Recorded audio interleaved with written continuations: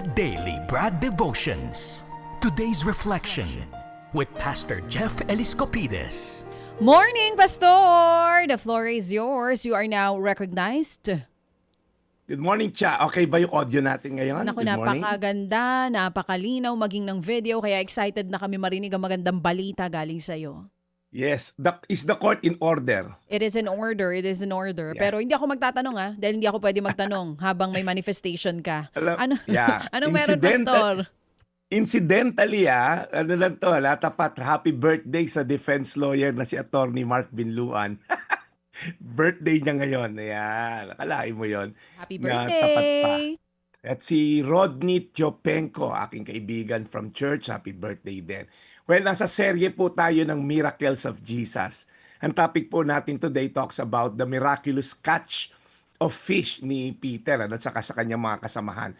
Tanong ko lang po, have you ever worked so hard pero parang walang nangyayari? Alam niyo yun, nag-effort ka sa trabaho, parang walang progress, hindi ka ma-promote. You've tried to save a relationship, pero habang umaasa ka, parang lalong nasisira. Hindi naman sa hindi ka nagdadasal. Nagdasal ka, naghintay, naniwala, pero parang empty pa rin yung net mo, kumbaga. No? Ganito ang sitwasyon nila, Peter. Okay, magdamag silang ng isda, walang nahuli ni isang tilapyang maliit. And again, fishing was their livelihood. Expert silang fisher. Alam nila tamang oras, lugar, tamang pamamaraan. Pero pagkatapos ng buong magdamag na pangingisda, wala pa rin. Pagod na sila, discouraged. At naguhugas na nga ng lamba dahil tanghaling tapat na. Sign na tapos na nga po yung araw ng pangingisda. Then Jesus came to the picture. Ang sabi ni Jesus, mga Ginoo, put into water into deep water yung lambat nyo. Mangisda ulit kayo, kumbaga. Parang hirap sundin, ano? Fisherman si Peter, karpentero si Jesus, hello. Tanghaling tapat. Ano pang mahuhuli mo? Kaya sabi ni Peter, Lord, ginawa na namin lahat eh. Buong magdamag na kami nag-try, pero wala kami nahuli ni isang isda. Pero, dahil sinabi mo, susunod ako. Wow. Ang gandang expression po ng faith, di ba? Sabi ni Peter, again, hindi pa niya ganong kilala si Jesus dito. Sabi niya, but because you say so, I will let down the net. Hindi dahil may energy pa si Peter, hindi dahil naiintindihan ko kung ano yung plano mo, hindi dahil sigurado kung magiging successful yung utos mo, but because you said so. At nang binabanga nila ulit po ang net, na huli nilang pinakamaraming huli nila sa buong buhay nila. Okay, in fact, muntik na masira yung net at yung bangka sa bigat ng mga nahuli nilang isda. One act of obedience turned into a night of frustration into a morning of breakthrough. Maaring si Lord po sinasabi sa iyo, anak, kapit lang, dasal pa ulit tayo. Pray one more time.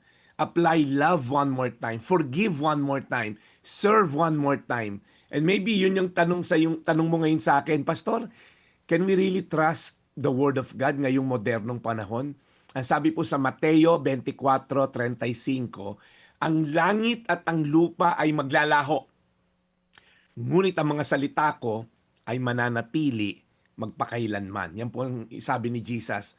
Pag tinignan niyo po, heaven and earth will fade, but my word will remain forever. Yan po isang invitasyon sa inyo ng Diyos ngayon, magtiwala sa Kanya, sa salita Niya. So your failure may last for the night, pero tomorrow morning is a new day to trust in God. Tell God honestly, Lord, hirap akong pagkatiwalaan yung sinabi mo, pero dahil sinabi mo, patuloy akong aasa. Tanong, ano mga bagay na sinukuan mo na, pero maaring hiningi pa ni Jesus na subukan mong muli? Pangalawa, will you obey Jesus even when His instruction does not make sense to you yet? Patuloy po tayo magtiwala. Mateo 24:35, ang langit at ang lupa ay maglalaho. Ngunit ang mga salita ko ay mananatili magpakailanman. Tayo manalangin. Panginoon, salamat po sa iyong salita na totoo hanggang ngayon. Salamat, Lord God, dahil kahit na minsan ang hirap ng pinag-uutos mo, magpatawad, ibigay ang kanang pisngi pag sinampal sa kaliwa, maging generous, maging mapagpakumbaba. Lord, napakahirap minsan sundin ang mga kautusan mo, ngunit walang nalugi sa mga taong tumaya sa iyo. Lagi kaming panalo pag sinunod namin ang mga kautusan mo. Salamat, Lord, sa tiwala na binigay mo sa mga tao na to, ng salita mo para sundin. In Jesus' name, Amen. Amen. Amen. Salamat muli, Brad Jeff, sa iyong paalaala. Thank you. Sa lahat po ng mga nakaabang dito po sa segment na ito, muli po, thank you very much po. Salamat sa inyo pong pagsubaybay sa aming programa dahil po dito sa segment na ito. Mabuhay. Gaya po nitong si Nanay Adoracion Tan Butardo, birthday niya po daw kahapon. Happy birthday, Nanay. At Wow, maging happy kay birthday. Ate Sol Juvida Mendoza, yung caregiver po ni Kuya Al Mendoza, birthday niya rin today, ka-birthday niya si Nanay Christy. Uy, Ayan. yeah. Happy birthday po Oh. sa inyo, Ma'am Sol. Oh. Okay, sige. Ang daming may birthday ngayon.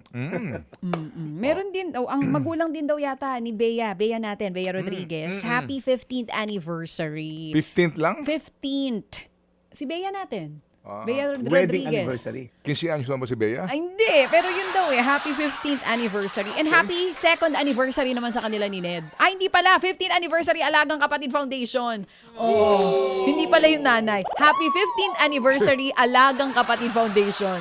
Bea, ginugulo mo ko eh. Ano ba, Bea? See you later. At sa kanila ni Neb, happy 2nd anniversary. Alam mo, parang isip mo one-sided. Sorry. Nasaan si Ted Pailon? Kasi One-sided nakikita ko din eh. ka. Parang one-sided. Dali ka nga dito ng medyo Hindi. I am interrupted eh. Sige, okay. O, sige. Ito pa si Brad. Oh, hello. Sorry, Pastor. Do your job. Brad, thank you. Do your job, cha. Kaya nga, sorry po. Wala ko notes eh.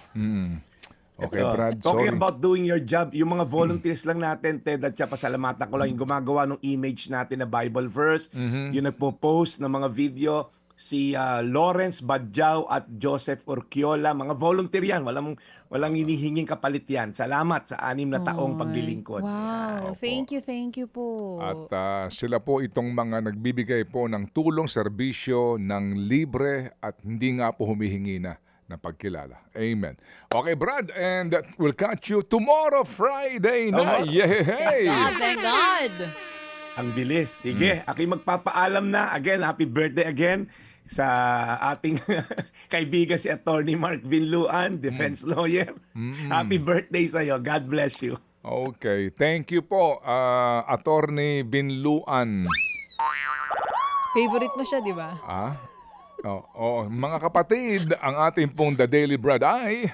Mga kapatid, patuloy po kayong tumutok sa 105.9 True FM para sa totoong balita, impormasyon, music, and entertainment. Mag-subscribe sa aming YouTube channel at podcast at sundan nyo kami sa Facebook, Instagram, X at TikTok sa True Network PH. Bisitahin din po ang aming official website, truefm.ph. At panoorin din kami sa True TV Signal, Channel 19. Kami po ang 105.9 True FM. Laging true sa'yo, kapatid.